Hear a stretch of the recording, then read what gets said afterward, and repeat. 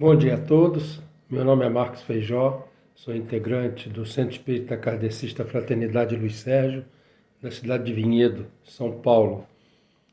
E estamos aqui para mais um Gotas Fraternas, que tem a edição semanal, né, todas as quartas-feiras. E hoje nós estamos discorrendo sobre o livro Pão Nosso, psicografia de Francisco Cândido Xavier pelo Espírito de Emmanuel.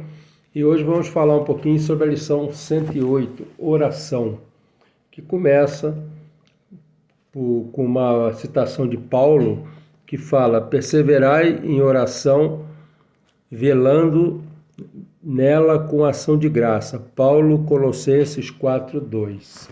Muito interessante essa lição, porque todos nós somos, desde pequenos, né, conduzidos pelos pais na religião que a gente cresceu, né?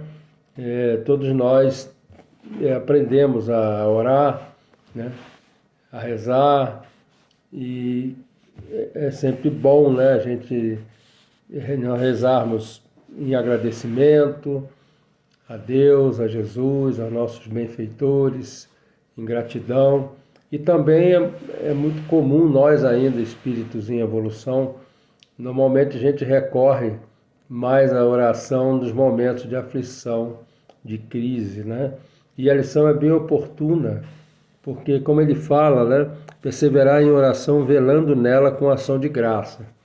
Falando que muitos daqueles que recorrem à oração gostaria que ela fosse como a gente tivesse com a vassoura na mão, com um martelo, né? Que tivesse uma ação imediata, ou seja, você tem uma sujeira numa calçada ou na sala da casa, você passa a vassoura e ela some rápido, né? É a mesma coisa o martelo, você precisa pregar um prego, você já prega e já está resolvido, né? E a oração não funciona desse jeito.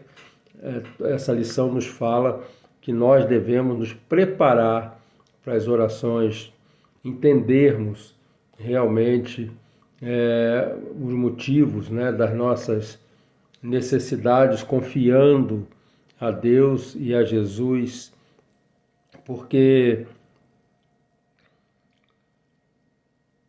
muitas das vezes a gente busca, nas horas de aflição principalmente, de uma maneira até incontrolada, né? De uma maneira assim muito angustiado, quase que exigindo, né, uma solução imediata para o nosso problema, e não funciona assim. Por isso que ele fala que nós devemos velar na oração em ação de graça, ou seja, nós temos que, nessa sintonia com o Pai, com Jesus, nós temos que buscar o entendimento das respostas, né?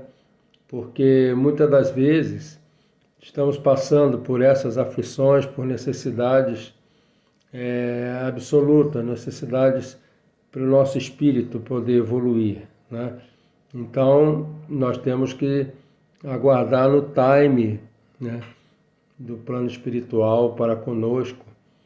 Quase sempre nós somos atendidos em nossas orações, mas se porventura tivermos alguma dificuldade maior, né, na resposta, nós temos que confiar, como ele fala, né? É forçoso reconhecer que louvar não é apenas pronunciar votos brilhantes, também alegrar-se em pleno combate pela vitória do bem, agradecendo ao Senhor o motivo do sacrifício e sofrimento, buscando as vantagens que a adversidade e o trabalho nos trouxeram ao espírito. Então, como é que a gente pode buscar as vantagens de uma adversidade e do próprio trabalho, né? É a gente reconhecer, nós que já temos o conhecimento de causa da vida após a morte, de que a gente precisa evoluir, muitas das vezes temos que quitar compromissos que deixamos em aberto, né, no passado. Então, muitas dessas aflições são necessárias. Nós temos que ter essa tranquilidade. E ele finaliza de uma maneira muito interessante, né? ele fala: peçamos a Jesus o dom da paz e da alegria, mas não nos esqueçamos de glorificar-lhe os sublimes desígnios, toda vez que a sua vontade misericordiosa e justa entre em choque com os nossos propósitos inferiores. Então, eu falo sempre, tem uma frase que fala, né? Se a vontade de Deus coincidir com a minha, vai ser maravilhoso, mas se não coincidir, que prevaleça a dele. Então, é exatamente o que está falando aqui, né?